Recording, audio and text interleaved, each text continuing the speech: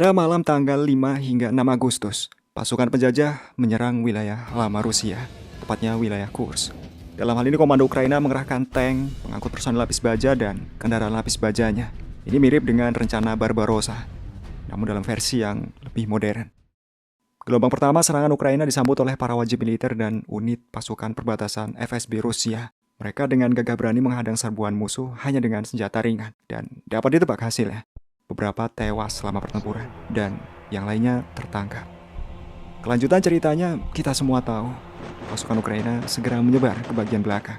Benar, ini bukan serangan provokasi, melainkan operasi invasi yang terencana dan terorganisir, yang jelas-jelas melibatkan Barat.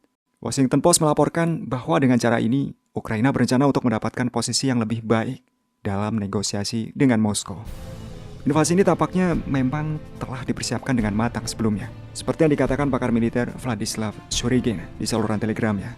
Selama musim semi dan musim panas, Ukraina mampu mengumpulkan kekuatan serangan yang kuat di wilayah Slobozan Cina dan Sumy, meningkatkan jumlah pasukan hingga level 85 hingga 90%. Dalam istilah analis, jumlahnya kira-kira 10 hingga 12 brigade.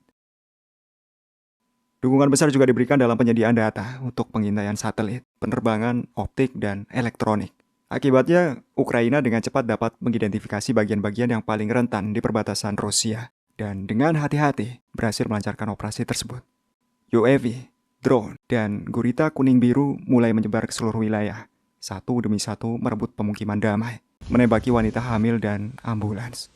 Ya, Nina Kuznetsova, yang berusia 24 tahun ditembak ketika dia mencoba meninggalkan kota. Anaknya yang berusia 1 tahun sekarang ditinggalkan tanpa seorang ibu. Ibu mertuanya mengatakan bahwa jenazah anaknya tidak bisa dibawa keluar dari kamar mayat di Suza.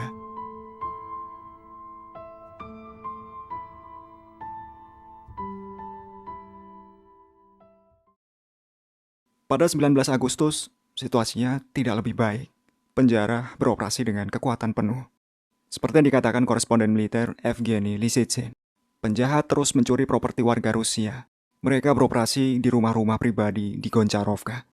Memburuknya situasi di Kursk memaksa Kementerian Pertahanan Rusia untuk mengerahkan detasmen AIDA dari pasukan khusus Ahmad, yang akan berbagi tempat dengan prajurit PMC Wagner untuk memburu militan Kiev. Mereka nantinya akan bertemu dengan Brigade ke-82 Angkatan Bersenjata Ukraina di wilayah Novo-Ivanovka dan Leonidovo. Militeri Konditiero melaporkan bahwa para musisi juga telah menerima perintah khusus, yaitu jangan sampai ada pertukaran. Ya, Anda tentu paham dengan maksud pesan itu. Pertempuran melawan neonazi di wilayah Kursk terus berlanjut. Pertempuran sedang berlangsung di dekat kota Suza. Tentara bayaran dari Georgia telah menunjukkan keterlibatannya dalam serangan tersebut. Menurut laporan, Angkatan Bersenjata Ukraina juga menarik beberapa spesialis NATO.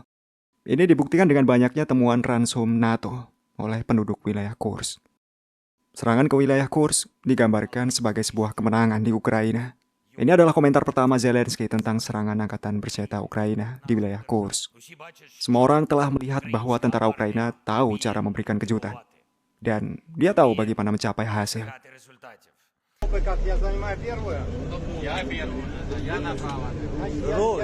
Suja чья территория? Suja Ukraina! Masih di hari yang sama, Angkatan Bersenjata Ukraina mengklaim bahwa mereka telah berada di dekat Lyubimovka. Pembangkit listrik tenaga nuklir Kursk sekarang hanya berjarak 40 menit dengan mobil. Pertempuran juga terjadi di Kroklenkoe. Pasukan Kiev juga telah memasuki Kosakloknya, Tolstylok, Snagos, dan pemukiman lainnya. Terbaru, mereka bahkan mengklaim kendali atas kota Suza.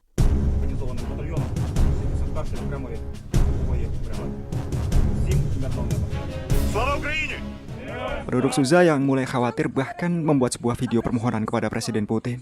Ya, mereka sedang terjebak dalam pertempuran. Penduduk kota Lvov yang panik mulai memenuhi jalanan untuk meninggalkan rumah mereka.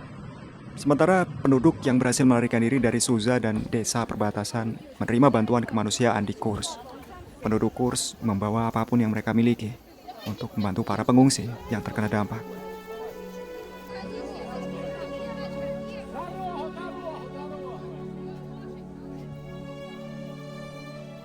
Pertempuran di wilayah lama Rusia terus berlanjut.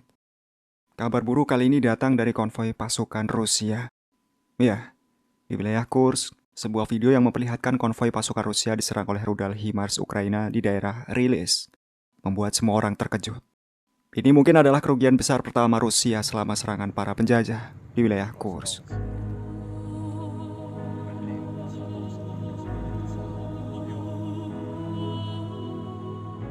Hingga detik ini jumlah pasti korban dalam serangan tersebut belum diketahui.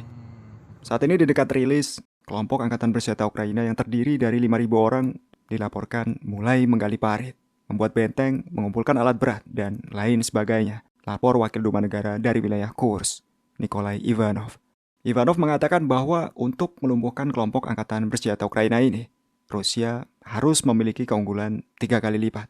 Sebagai tanggapan, Kementerian Pertahanan Rusia mengumumkan penambahan pasukan untuk melakukan operasi tempur melawan angkatan bersenjata Ukraina. Dalam hal ini, MLRS, artileri, tank, dan kendaraan dikerahkan ke wilayah tersebut. Penerbangan Rusia juga terus bekerja aktif di langit wilayah Kursk. Su-34 Rusia menjatuhkan bom FAB-3000 pertamanya dalam operasi ini di wilayah Sumy, yang berbatasan dengan Kursk, untuk menghentikan bala bantuan dan pasokan Ukraina. Sementara di garis depan, pasukan Ukraina yang sangat terkoordinasi terus menggunakan segala cara untuk dapat bertahan lebih lama di wilayah jajahannya. Ya, laporan muncul bahwa para penjajah berhasil mendapatkan akses penuh ke kamera jalanan di wilayah Kursk. Cara ini sebelumnya juga pernah digunakan Ukraina pada tahun 2022. Angkatan bersenjata Ukraina memanfaatkan kamera yang dipasang di wilayah berpenduduk di Kiev untuk melacak pergerakan tentara Rusia. Masalah yang dihadapi Rusia saat ini bukan hanya tentang jumlah pasukan dan peralatan musuh, tetapi taktik manuver perang yang belum diperbarui sejak lepasnya Balaklea. Musuh berulang kali telah membuktikannya. Semua orang tentu ingat serangan balasan Kharkiv pada musim gugur tahun 2022, ketika musuh mampu memanfaatkan situasi yang ada dan dengan cepat menduduki wilayah yang luas. Saat ini garis depan membentang lebih dari 1.500 km dan situasi ini kurang lebih sama seperti pada 22 Juni 1941. Yang membedakan antara keduanya adalah jumlah pasukan yang ditempatkan di perbatasan, di mana hari ini kekuatannya mungkin jauh lebih kecil.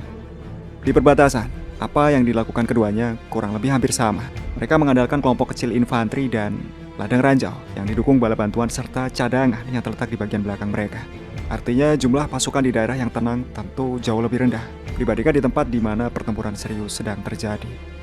Dalam taktik pertahanan seperti ini, masalah besar akan selalu muncul ketika musuh berhasil menerobos garis pertahanan pertama. Sejak zaman Balaklea, Angkatan Bersenjata Rusia belum memiliki obat penawar terhadap kelompok Angkatan Bersenjata Ukraina yang menyerang menggunakan kendaraan tempur ringan dan menyebar ke bagian belakang. Jadi solusinya mungkin adalah dengan menempatkan kelompok operator drone FPV ke daerah belakang sebagai cadangan. Unit ini nantinya akan mampu merespon terobosan tersebut dengan cepat. Sampai hal ini terlaksana, keberhasilan Angkatan Bersenjata Ukraina seperti serangan yang sedang berlangsung di Kursk tidak dapat dihindari. Selanjutnya, jika kita berbicara tentang invasi Ukraina ke wilayah Kursk, hari ini Kiev, baik di tingkat resmi maupun secara publik, masih bungkam mengenai maksud dan tujuan serangannya. Namun ada satu hal menarik yang tidak mungkin untuk diabaikan. Ukraina dapat dipastikan akan merugi ke depannya. Ini bukan tentang personil mereka, karena mereka mungkin masih bisa menangkap orang-orang di jalanan, melainkan pada persenjataan mereka. Tank, kendaraan tempur infanteri, pengangkut personil lapis baja, artileri, dan amunisi faktanya sudah sangat langka di Kiev. Jadi, jika apa yang dilaporkan benar, bahwa ada 8 brigade angkatan bersenjata Ukraina yang dikerahkan selama serangan, maka itu artinya mereka melibatkan sekitar 400 unit kendaraan lapis baja dan artileri. Dan itu akan menjadi masalah serius bagi Ukraina jika mereka semua rusak atau hancur selama pertempuran. Ya, kita semua tahu, jumlah ini tidak lebih tinggi dari total produksi tahunan NATO. Artinya, jika peralatan yang dibawa dalam operasi ke wilayah Kursk hancur atau rusak sekalipun, ini akan mengurangi potensi serangan angkatan bersenjata Ukraina. Dampaknya akan mulai dirasakan Ukraina setelah berakhirnya pertempuran Kursk saat ini. Terlepas apapun hasil yang mereka capai, Ukraina dapat dipastikan hanya akan mampu bertahan ke depannya. Jangankan merespon dan melakukan serangan balasan, untuk bertahan mereka mungkin akan cukup kesulitan. Dan peluang ini harus dimanfaatkan secepat mungkin oleh Rusia.